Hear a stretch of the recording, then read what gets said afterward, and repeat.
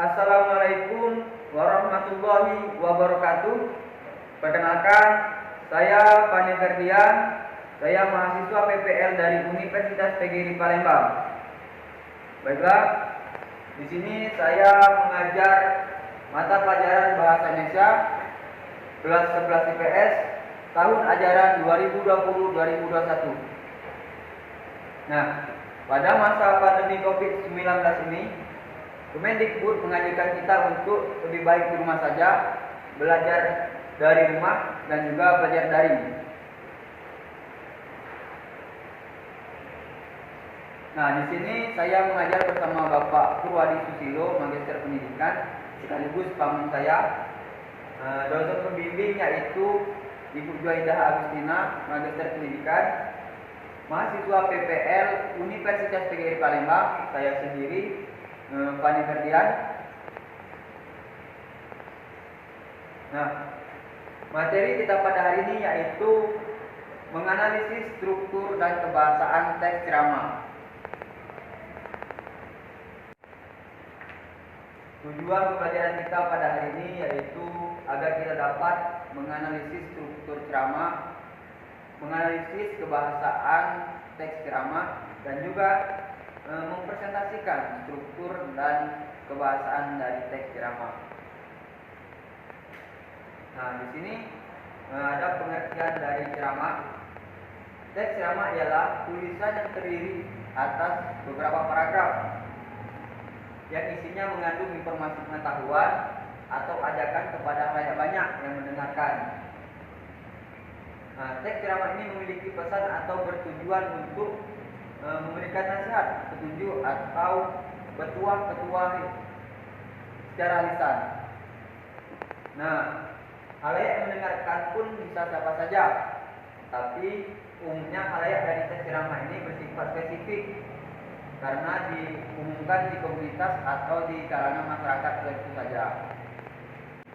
Nah, di sini terdapat bagian-bagian teks ceramah, yaitu ada 5 bagian. Yang pertama itu salam pembukaan, yang kedua yaitu pembukaan, yang ketiga isi, yang keempat yaitu penutup, yang kelima yaitu salam penutup.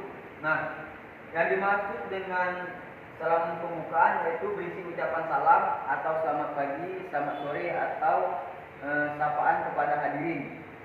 Yang selanjutnya yaitu pembukaan. Nah, pembukaan ini meliputi ucapan puji syukur atau ucapan terima kasih dan juga tujuan. Yang selanjutnya yaitu yang ketiga yaitu isi. Nah, isi ini berisi uraian pokok yang berhubungan dengan acara tertentu atau masalah keagamaan. Yang selanjutnya yaitu penutup. Nah, penutup ini berisi simpulan, harapan-harapan permohonan maaf dan permohonan doa restu. Yang selanjutnya itu salam penutup.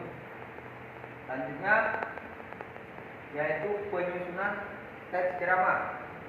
Nah, penyusunan teks ceramah ini yaitu ada 5. Yang pertama itu kata serapan. Yang dimaksud dengan kata serapan ini, keberadaan kata serapan dapat membantu untuk menghindarkan kebosanan terhadap pendengar atau tidak terlalu monoton gitu. Nah, di sini terdapat contoh kesalahan penggunaan kata sapaan yang sering digunakan dalam ceramah.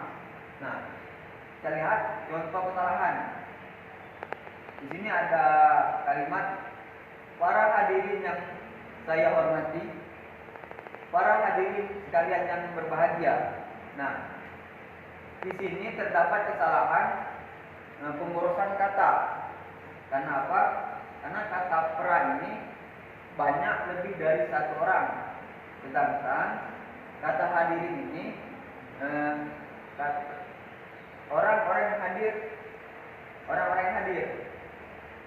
Jadi lebih baik kata pra ini tidak digunakan agar kalimat yang digunakan menjadi baku. Nah, di sini ada contoh kata sapaan yang tepat adalah seperti berikut. Yang terhormat, hadirin yang terhormat, hadirin yang kami hormati, Selanjutnya itu hadirin yang berbahagia. Yang kelima yaitu para tamu undangan yang kami hormati. Nah, selanjutnya yaitu yang kedua, keefektifan kalimat. Nah, yang dimaksud dengan keefektifan kalimat ini ialah kalimat yang secara tepat menghubungkan pikiran penulisnya.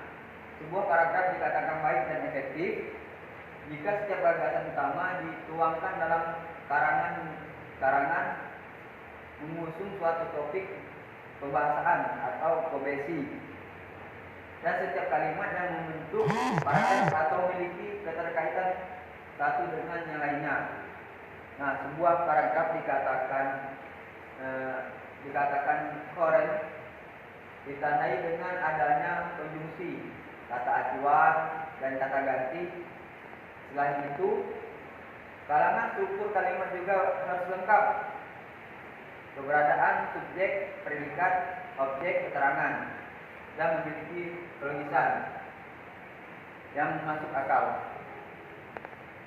Nah, yang selanjutnya yaitu konjungsi kata penghubung yang berfungsi menghubungkan kata dengan kata frasa, klausa, dan juga kalimat. Nah, di sini ada 3 kata konjungsi, yaitu koordinatif, subordinatif, dan korelatif. Nah, contoh kata penghubung koordinatif yaitu dan, atau, tetapi. Sedangkan contoh dari kata penghubung subordinatif yaitu jika, ketika, bahwa, karena, agar, sehingga. Yang selanjutnya itu contoh kata penghubung dari korelatif yaitu baik maupun tidak hanya tetapi. Yang selanjutnya itu yang keempat. Nah, yang keempat ini yaitu kata acuan, kata yang mengacu atau merujuk pada kata yang telah disebutkan sebelumnya. Nah, di sini ada contohnya. Pemerintah secara resmi telah membatalkan proyek pembangunan kereta cepat atau High Speed Train atau disingkat HST Jakarta Bandung. Pembatalan ini lantaran jarak antara kedua kota tersebut dinilai tidak layak untuk kereta berkecepatan lebih dari 300 km per jam. Nah, di sini kata acuan pembatalan ini mengacu pada proyek pembangunan kereta cepat Jakarta Bandung. Kata kota tersebut mengacu pada kota Jakarta dan Bandung. Yang selanjutnya yaitu yang kelima. Nah, yang kelima ini yaitu kata ganti yang mengacu pada orang. Nah, di sini ada kata ganti orang, tunggal, jamak. Nah, kata ganti orang pertama ini, nah jika ditunggalkan akan menjadi saya, aku, daku, hamba, aku. Dan jika diganti menjadi jamak, yaitu menjadi kita dan kami. Terus kata ganti orang kedua, jika ditunggalkan akan menjadi kamu, engkau, daku, anda, dan mu. Nah, jika diubah menjadi kata jamak, yaitu menjadi kalian. Selanjutnya itu kata ganti orang ketiga. Nah, jika kata ganti orang ketiga ini diubah menjadi tunggal, yaitu akan menjadi dia, beliau, nya. Nah, jika diubah menjadi jamak, yaitu menjadi mereka dan nya. Nah, di sini Bapak memiliki contoh teks ceramah.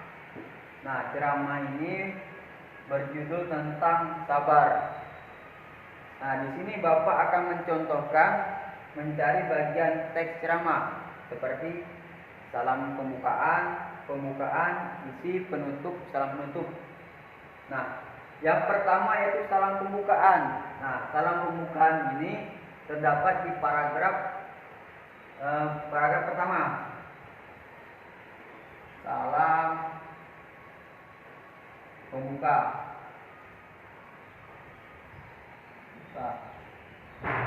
Yang berisi Assalamualaikum warahmatullahi wabarakatuh.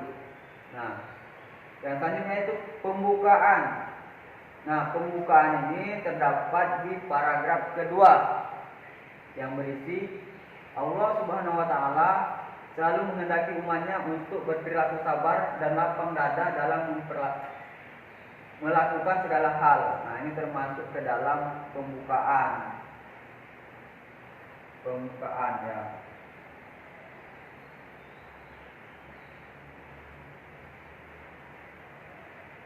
Nah, yang selanjutnya isi.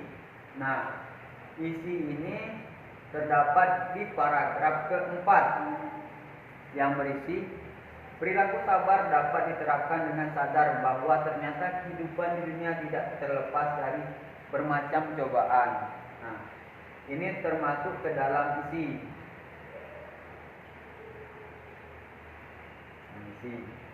Yang selanjutnya yaitu penutup.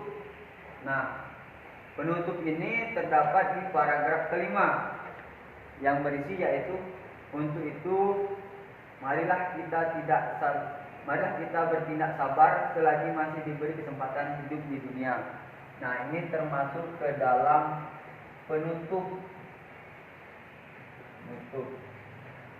Yang selanjutnya yaitu yang kelima, salam penutup. Nah, salam penutup ini yaitu berisi Waalaikumsalam warahmatullahi wabarakatuh. Nah, itu salam penutup.